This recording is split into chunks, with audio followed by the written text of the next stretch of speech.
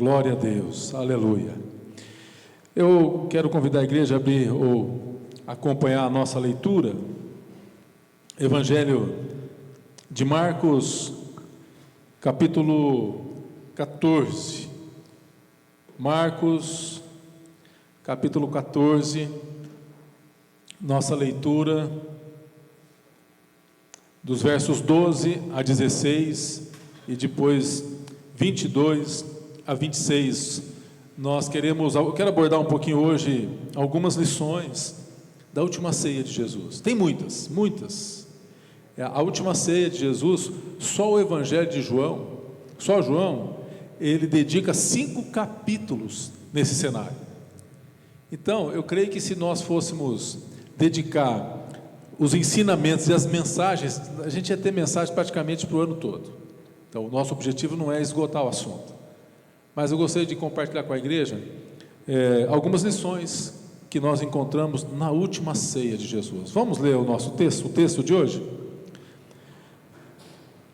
Marcos 14, 12. E no primeiro dia da festa dos pães asmos, quando se fazia o sacrifício do Cordeiro Pascual, disseram-lhe seus discípulos: onde queres que vamos fazer os preparativos para comeres a Páscoa? Então enviou 2 dos seus discípulos, dizendo-lhes: ide à cidade, e vos sairá ao encontro um homem, trazendo um cântaro de água. Segui-o, e dizei ao dono da casa, onde ele entrar, que o mestre pergunta: onde é o meu aposento, no qual hei de comer a Páscoa com os meus discípulos? E ele vos mostrará um espaçoso cenário, mobiliado e pronto. Ali fazei os preparativos.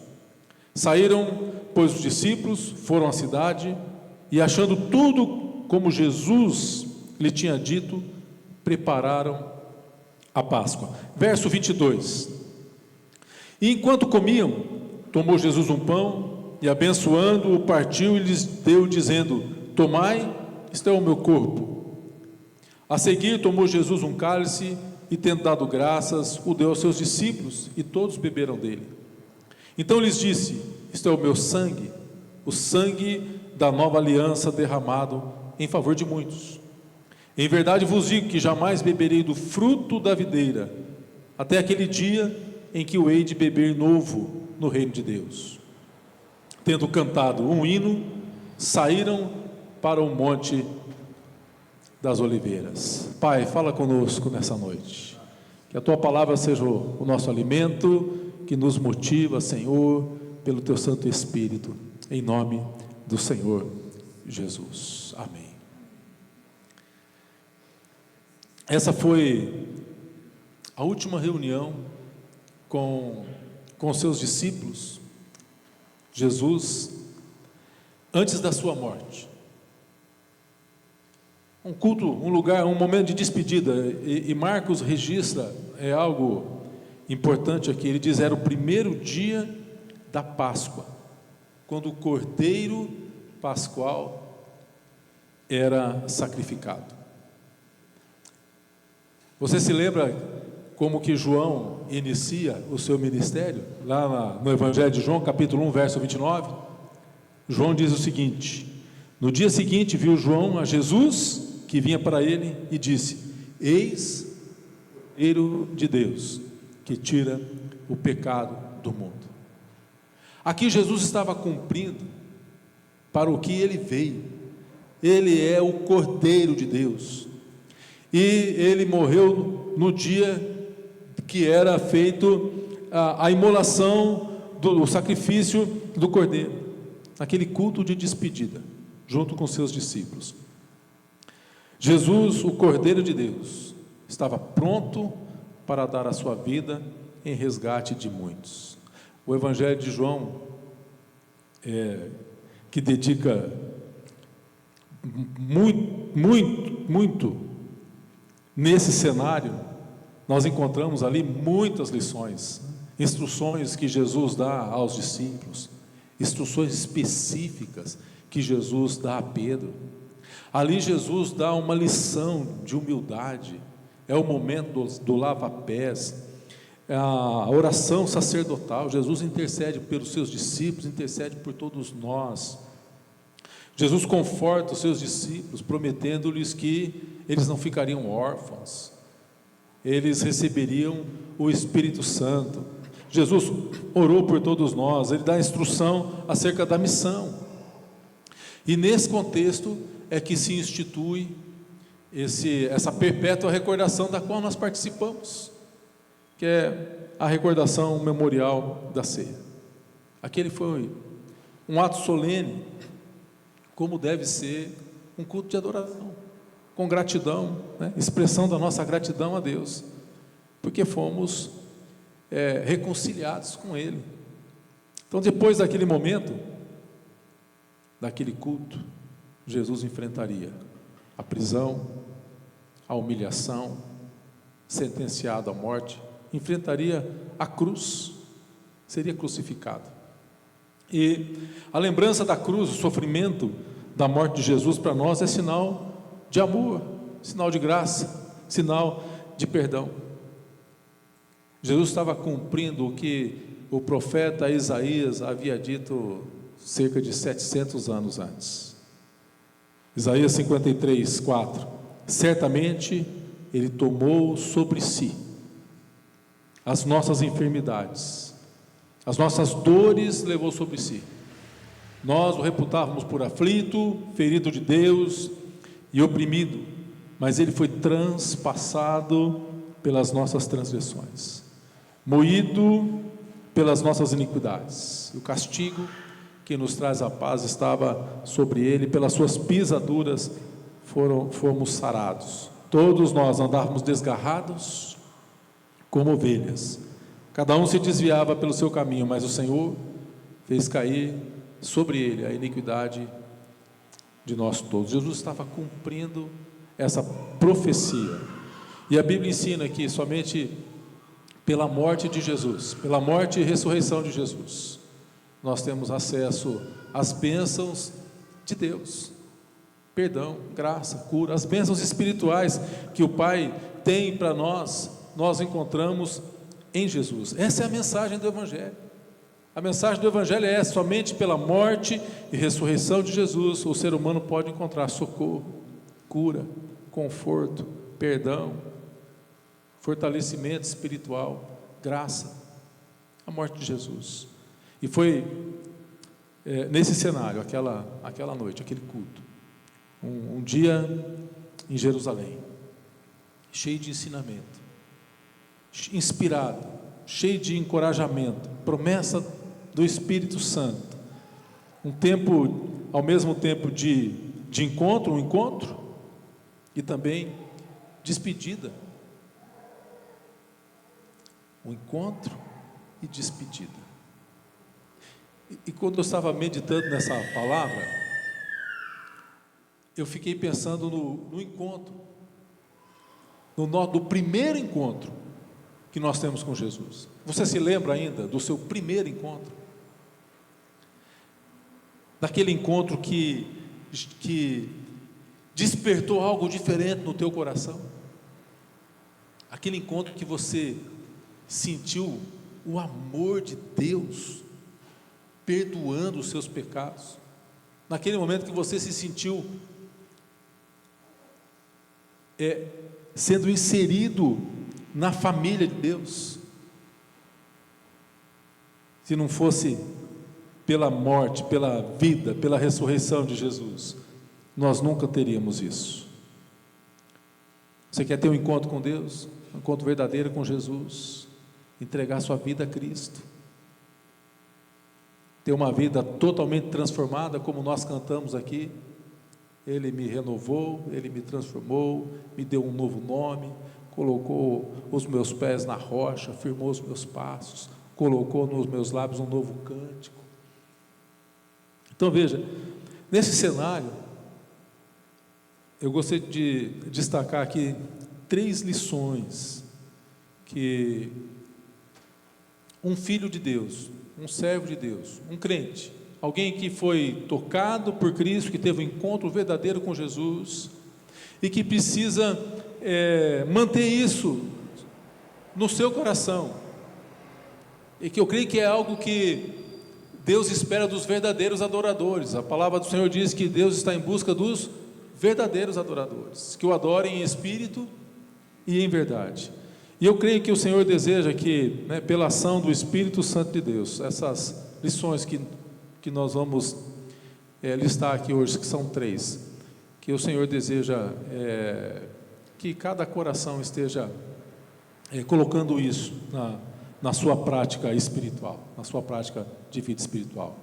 E o primeiro destaque, que eu creio que deve fazer parte da vida de um verdadeiro adorador, é que nessa passagem bíblica a gente vê aqui o valor da preparação, o valor da preparação.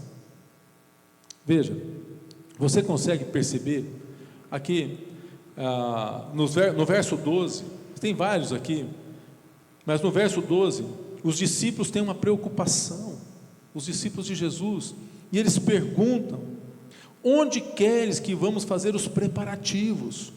Onde queres que vamos fazer os preparativos para comer a Páscoa? Então, Jesus, olha como Jesus já se adianta, e ele fala assim: vocês vão fazer o seguinte, vocês vão, enviou 2 discípulos, vocês vão até a cidade, e já vai sair ao teu encontro uma pessoa, segue ele. No verso 14, dizei ao dono da casa, o mestre pergunta: onde é o meu aposento, no qual hei de comer a Páscoa com meus discípulos? Os discípulos têm uma preocupação, eles querem saber, mas Jesus fala assim: mas olha, Jesus já se adiantou, ele vai lá já vai ter um lugar pronto, preparado. Veja, o Senhor não apenas pede que a gente esteja preparado, Ele faz, Ele já faz. E no verso 15, diz assim: eles vos mostrarão um espaçoso cenáculo mobiliado, pronto, fazei ali os preparativos. Então eles saíram, foram à cidade e acharam tudo como Jesus havia ordenado. Veja aqui a importância. Você se prepara para vir para o culto? Você fala com Deus para que Ele fale com você?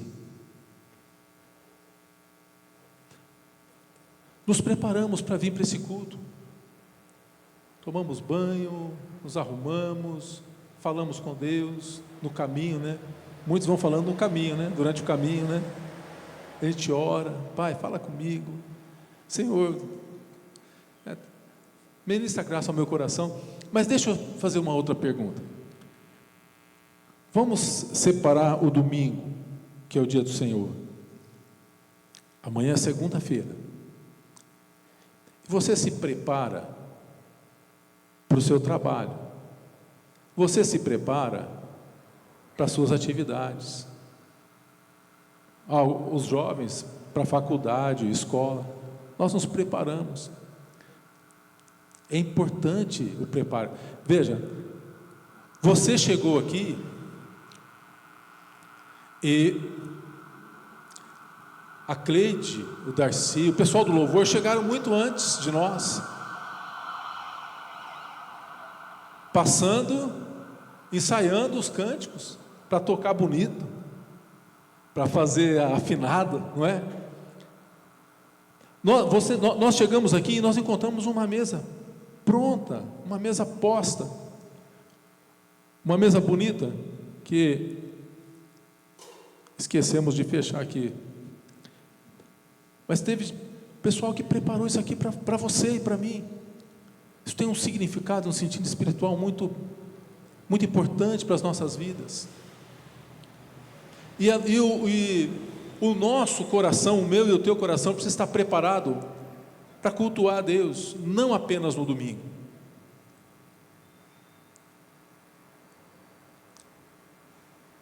O Espírito Santo Ele habita em você, não habita em você? Habita em nós. Então, espera aí.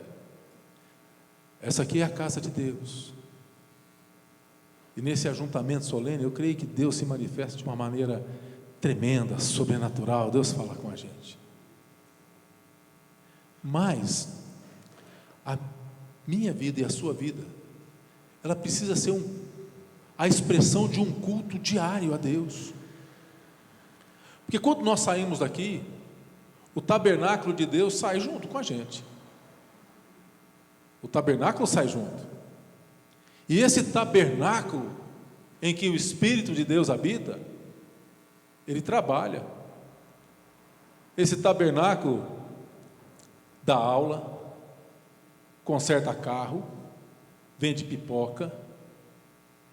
Esse tabernáculo advoga. Esse tabernáculo que somos nós, alguns aposentados, mas tem outros afazeres, joga bola.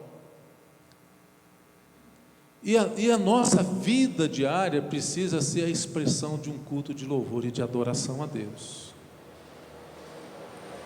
Não apenas aqui, mas todos os dias. E nós precisamos estar preparados para isso, porque nós estamos numa jornada. Metaforicamente falando, nós estamos rumo a Canaã celestial. Metaforicamente falando, é isso que acontece. Éramos escravos do pecado, o Senhor nos resgatou. Então, é importante nós entendermos o contexto em que a Páscoa foi celebrada, que a primeira Páscoa foi celebrada.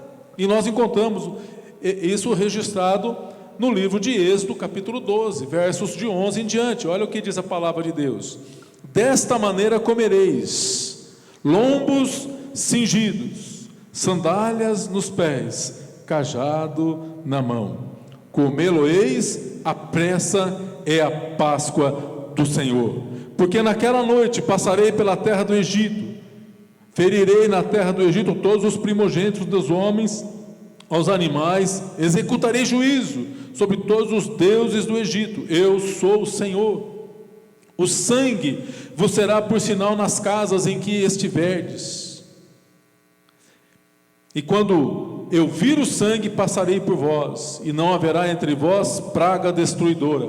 Você hoje tomou do sangue, é o sangue, não haverá praga destruidora.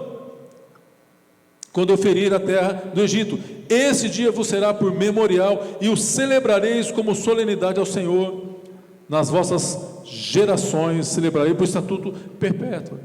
E depois Jesus, ele vai fazer essa releitura para nós. Então, o contexto da Páscoa realizado no Egito, ela tinha um objetivo: preparar um povo para uma jornada.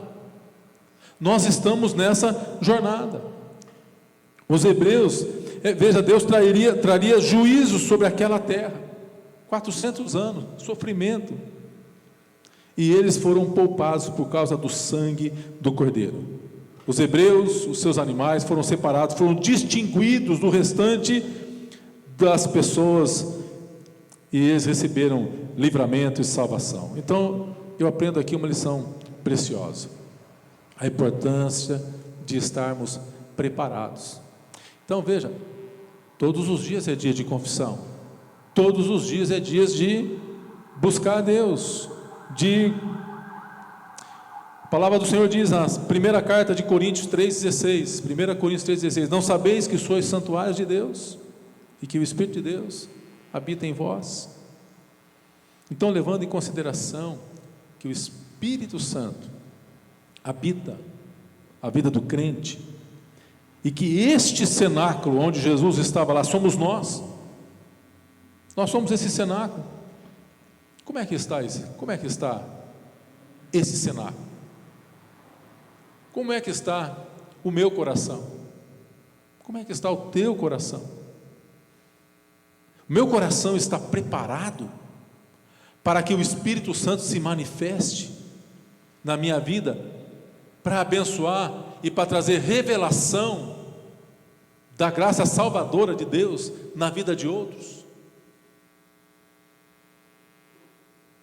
Porque nós é que somos esse santuário.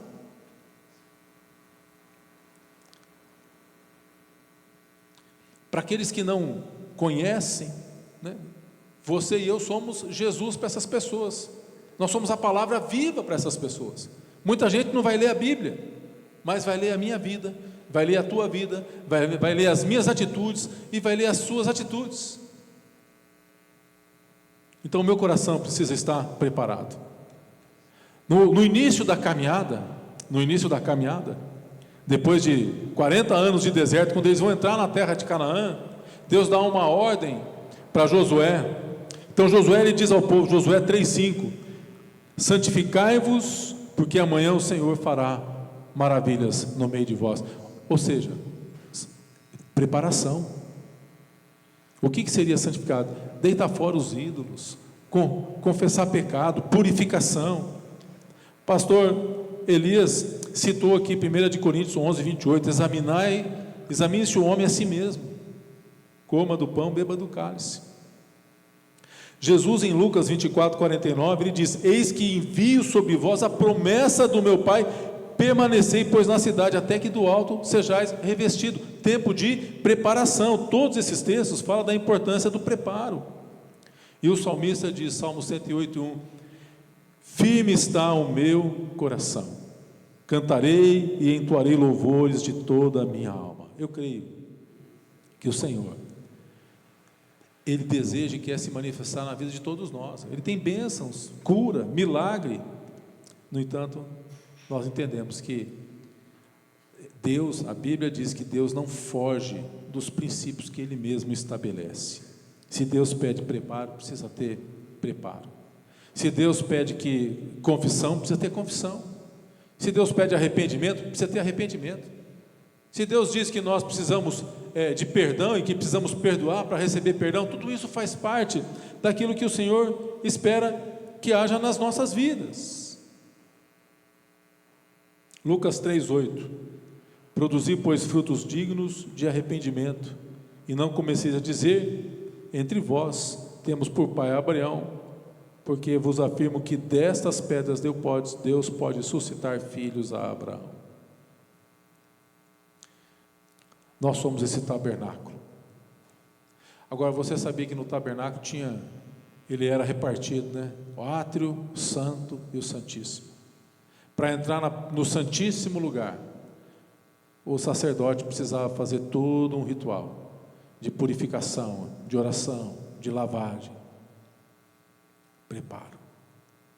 Agora, não apenas um sacerdote entra na presença do Senhor uma vez por ano, porque o véu foi rasgado, e nós também podemos entrar, mas não podemos entrar de qualquer maneira. Então, primeira lição que a gente vê nessa passagem bíblica é a importância da preparação. E Amós 4:12 diz: portanto, assim te farei, ó Israel, e porque isso te farei, prepara-te, ó Israel, para te encontrares com teu Deus. Estamos preparados? Você está preparado para a volta de Cristo essa noite? Segunda lição, nós encontramos aqui a importância da comunhão. Comunhão. Versos 17, versos 18, versos 22, chama a nossa atenção pelo fato de estarem sempre juntos, seus discípulos. Verso 17 diz: e chegada a tarde, foi com os 12. Nos verso 18, e quando estavam assentados a comer, estavam juntos à mesa. Verso 22, comendo com eles, Jesus toma o pão, abençoando, partiu. Então, esses textos expressam comunhão. Jesus foi com os 12, eles estavam juntos, eles comiam, estavam à mesa. Isso, estar à mesa é uma expressão de comunhão. Estavam juntos. Qual que é a importância da comunhão? Jesus nos ensina, e a palavra de Deus nos fala acerca do valor da comunhão, de congregarmos. E o apóstolo Paulo já nos exorta na carta, Paulo, eu estou falando Paulo aqui, mas é que alguns atribuem a carta de Hebreus a Paulo, mas não é unânime. Então a carta aos Hebreus, já nos exorta, dizendo que não devemos deixar de congregar, como já era costume naquela época, mas que devemos fazer admoestações, e tanto mais quando nós vemos que o tempo se aproxima. Agora veja, a carta é escrita aos hebreus, não é ao pastor da igreja de Hebreus. Isso significa que nós devemos animar uns aos outros. Se nós estamos percebendo que o irmão está faltoso, se nós percebemos, pastor, estou percebendo que aquele irmão está faltoso, então, ok, nós precisamos desse feedback. Mas se você está percebendo, é que Deus está incomodando o teu coração para que você ligue para esse irmão. Há muito tempo atrás eu vi é uma reportagem na revista Ultimato, não sei se é na revista Ultimato ou se é na nossa revista, sobre o caminho da oração, que era num país também que eu não estou lembrado, mas eu lembro a história, que é muito boa, que havia uma trilha, eu não sei se é no Haiti, eu não lembro onde é, mas eles, naquele lugar, eles faziam uma trilha, o pessoal ia, cada pessoa tinha uma trilha, porque ele orava fora de casa, essa era a cultura, o costume. Então, a pessoa orava, e todo mundo sabia que ali era lugar de oração, porque de tanto pisar no mato, ficava a trilhazinha. E certa feita, um irmão, percebendo que aquele irmão estava faltoso, chamou o irmão, e disse: irmão, estou percebendo que o mato está nascendo na tua trilha de oração, porque quando a gente deixa de pisar, o matinho volta a crescer.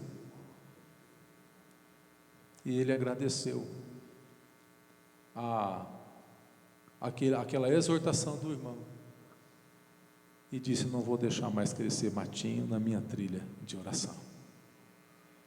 Importância de comunhão, sabe? Às vezes a gente não quer ser politicamente incorreto, não queremos incomodar o irmão, mas precisamos, porque quando nós estamos ligando, a mensagem que nós estamos passando é que nós nos importamos, é que nós amamos, é que nós estamos com saudade, é que nós nos preocupamos. Então essa é importante. E a palavra de Deus, ela nos ensina lá como que os irmãos viviam. Em Atos 2, 46, 47, diz que eles diariamente perseveravam unânimes no templo. Unânimes. Você sabe o que é unânimes?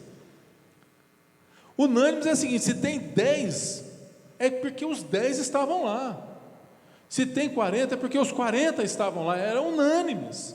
Eles perseveravam unânimes, partiam o pão de casa em casa, tomavam as suas refeições com alegria, singeleza de coração, louvando a Deus, contando com a simpatia do povo, e o Senhor ia acrescentando os que iam sendo salvos. Então veja, nós somos exortados pela palavra de Deus a viver e a praticar a comunhão entre os irmãos. E o salmista, ele vai dizer: como é bom e agradável viverem unidos os irmãos. Existe bênção aqui, é como óleo precioso que vem sobre a cabeça, que desce a barba de Arão, desce a gola das vestes, ou seja, todo o corpo é abençoado, é como o orvalho do irmão, onde o Senhor abençoa a vida para sempre ali, em Sião, os montes de Sião. Somos desafiados a acudir-nos uns aos outros, chorar com os que choram e nos alegrar com os que se alegram. E essa comunhão, ela é na vertical e ela é na horizontal. Olha a sua volta, nós somos um corpo, isso é um mistério. Nós somos um corpo em Cristo, aleluia.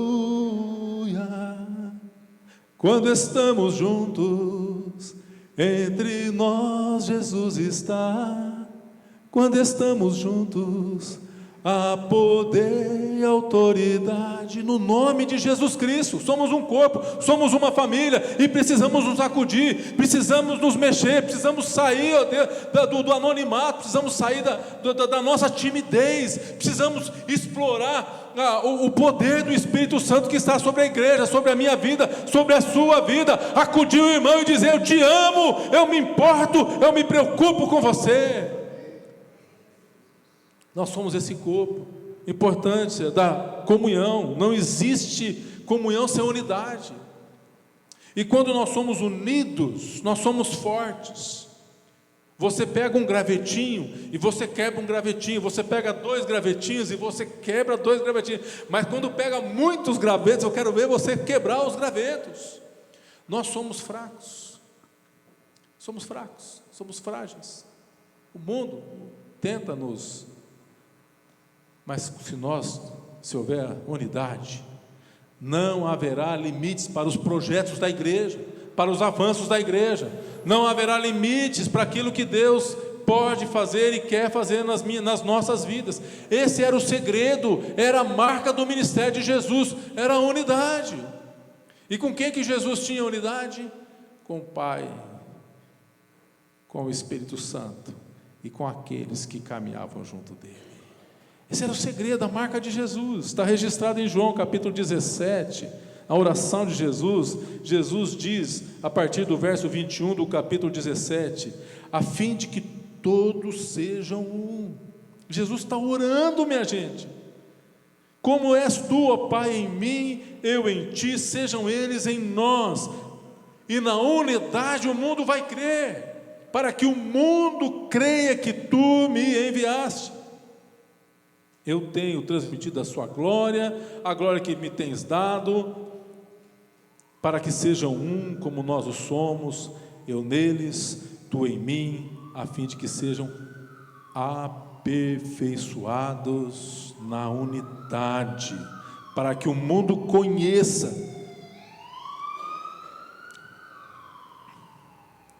a falta de unidade. É um empecilho para que haja conversões em massa, para que o mundo creia. Mas eu creio, queridos, eu creio que Deus vai fazer algo tremendo, e o mundo vai crer, porque esse é o propósito do Senhor. Então que o Senhor nos faça viver em comunhão, unidos, que o Espírito Santo nos una, até que sejamos e que possamos, não apenas da boca para fora, mas que possamos ter essa convicção interna de que nós somos uma família. Você consegue se enxergar como uma família? Você pode até falar assim: eu sou da família metodista, sou da família de Cristo, família de Deus, família de Deus. No nosso contexto metodista aqui, a gente não é a maior igreja, mas você sabia que nós somos os maiores influenciadores desses movimentos grandes que existem por aí? Louvado seja o nome do Senhor Jesus. Então veja, a palavra de Deus diz que ela nos ensina que não haverá limites para o intento da igreja, se nós conseguirmos estabelecer essa unidade na vida da igreja. Unidade, convicção da graça de Jesus. E em terceiro e último lugar, não menos importante, aqui nós percebemos aqui nesse texto o princípio ensinado, que é o valor da adoração. A adoração estava presente na vida de Jesus. Jesus é o maior exemplo de adorador. Uma pessoa que levantava cedo, de madrugada, para orar, em adoração ao Pai. Mas olha que diz aqui o verso, Marcos 14, 26. Depois de todo aquele tempo, aqueles 5 capítulos que João ocupa, tendo cantado um hino, saíram para o Monte das Oliveiras. Que hino seria esse? Que hino que Jesus cantou? Um salmo, um dos salmos. Deve ter sido muito inspirador cantar junto com Jesus. O pastor Elias, ele leu aqui o Salmo 96, ele pegou dos versos 7 para baixo. Mas você sabia que o Salmo 96, coloca para a gente o Salmo 96, dos versos 1 ao 4. Esse salmo é um tributo à glória e à majestade de Deus. E você canta ele. Você sabia que você canta ele? Você sabia que era o Salmo 96? Cantai ao Senhor um cântico novo, cantai ao Senhor todas as terras, cantai ao Senhor, bendizei o seu nome, proclamai a sua salvação entre as nações, a sua glória, entre todos os povos as suas maravilhas, porque grande é o Senhor, mais temível do que falsos deuses, glória e majestade, força e formosura no seu santuário.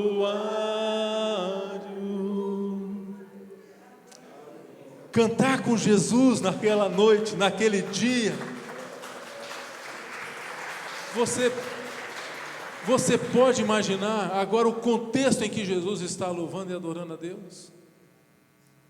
Pode imaginar a circunstância em que Jesus está? Ele estava a caminho da cruz. Jesus estava louvando e adorando a Deus porque ele estava cumprindo a vontade de Deus para a vida dele.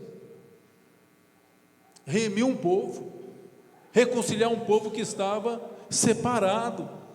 Jesus estava prestes a dar a sua vida. Lembra lá no primeiro versículo, no primeiro dia da semana em que os cordeiros eram sacrificados?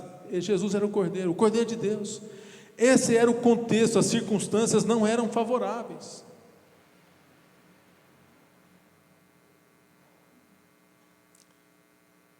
Às vezes, quando nós passamos por lutas, por circunstâncias difíceis, a gente às vezes, comumente, às vezes passa pela cabeça da gente, ou porque eu estou cometendo um pecado, ou porque ou questionamos o amor e a graça de Deus. E Jesus, quando está no Getsemane, ele ainda ora ao Pai, dizendo: Pai, se possível, eu não quero mais o Senhor. Veja, Jesus está adorando não apenas de lábios, mas com todo o seu coração.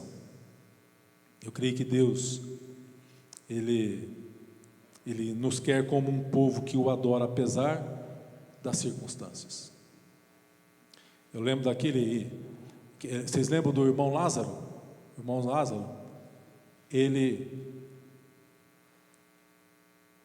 antes de ser entubado, ou quando estava para ser entubado, ele cantou e louvou a Deus. E é naquele cântico que ele fala assim: eu vou passando pela prova, dando glória a Deus, dando glória a Deus. Não sei se você está passando por alguma prova, se você está passando por alguma luta, saiba que o teu Salvador passou por uma luta maior do que a sua. Agora saiba que Ele morreu pela minha vida e pela sua vida, mas saiba também que Ele ressuscitou, Ele ascendeu ao Pai, está à destra do Senhor e intercede por nós. Sabe o que isso significa? Significa que a sua prova, a minha prova, é momentânea, e Deus tendo propósito, você vai vencer a prova, você vai passar pela prova, e você vai testemunhar para a glória de Deus. Continue adorando, continue firme, não desista, não desista, não desista, não desista do Senhor. Foi nesse culto de despedida que Jesus proferiu as seguintes palavras aos seus discípulos, um momento antes da oração sacerdotal. João 16:33 está registrado: estas coisas vos tenho dito para que tenhais paz em mim. No mundo tereis aflições, mas tende bom ânimo. Então a nossa vida, os nossos atos, tudo deve ser um culto de louvor e um culto de adoração, um ato de adoração, e precisamos estar preparados. A palavra do Senhor nos diz na primeira carta de Pedro, e eu quero terminar com esse texto: antes santificai a Cristo como Senhor em vosso coração, estando sempre preparados para responder a todo aquele que vos pedir razão da esperança que há em vós. O povo de Deus é um povo esperançoso. Então, que à luz dessa palavra, ficam essas lições preciosas: o valor da preparação, a importância da comunhão e o princípio da adoração. Que a nossa vitória está ali. Que o Senhor nos abençoe, que o Senhor faça que a graça dele seja derramada sobre as nossas vidas, e que o Senhor nos fortaleça na sua palavra, em nome de Jesus. Você recebe essa palavra? Você que é um homem ou uma mulher de Deus, eu sei que nesse mundo aqui muitas lutas, mas muitas vitórias também. Que nós possamos todos os dias nos preparar para o culto de cada dia. O Senhor há de derramar sobre nós graça e vai prover o pão de cada dia. Não vai faltar sobre a sua vida, não vai faltar óleo sobre a sua cabeça. O seu cálice vai transbordar, ainda que na mesa dos inimigos, o seu cálice vai transbordar. O Senhor vai honrar a tua fé. Com certeza Deus vai ser glorificado e as trevas envergonhadas, em nome de Jesus, amém? Vamos orar ao Senhor. Obrigado, Pai, nós te louvamos, Senhor. Tua palavra que é rica, que é preciosa, tua palavra que nos ensina, e certamente, ó Deus, quando passamos pelas lutas, muitas vezes não entendemos o porquê nós estamos passando, o porquê nós estamos enfrentando o que estamos enfrentando. Eu quero pedir a Deus que o Senhor esteja gerando pelo Espírito Santo, porque é o Espírito Santo quem vivifica a tua palavra, e a tua palavra, Senhor, que foi lida, que foi meditada aqui nessa noite, essa seja uma palavra revelada em cada coração, a revelação do teu amor, a revelação do cuidado do Senhor, mas também, ó Deus, a revelação de quem agora nós somos em Cristo Jesus. Somos filhos e temos uma missão, não estamos só. O Senhor nos enviou o Consolador, o Senhor nos prometeu que estaria conosco, e o Senhor está conosco todos os dias. Então você não está só, meu irmão, você não está só, minha irmã.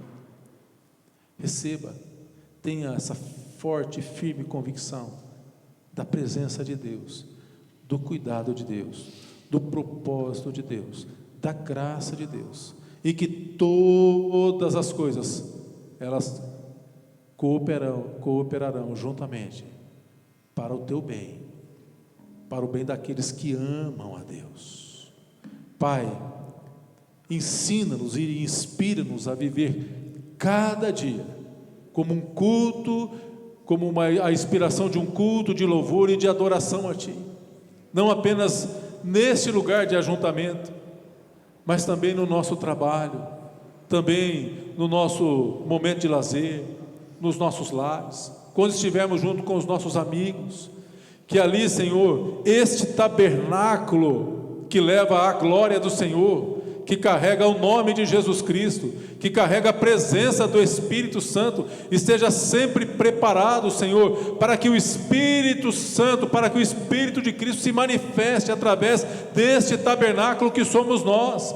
No dia comum, no dia a dia, Jesus curava, Jesus expelia os espíritos malignos, no dia a dia Jesus confortava, Jesus consolava. Então, ó Pai, que possa haver cura, que possa haver milagre, que possa haver prodígio, que possa haver libertação, que possa haver conversão no nosso dia a dia comum, nos lares, no trabalho, Senhor, nos momentos de lazer, que a bênção de Deus seja sobre cada um desses tabernáculos que somos nós aqui, ó Pai, que possamos ser a expressão da presença do Deus de poder, do Deus de milagre, do Deus que cura, do Deus que salva, em nome de Jesus Cristo, amém, aleluia, graças a Deus.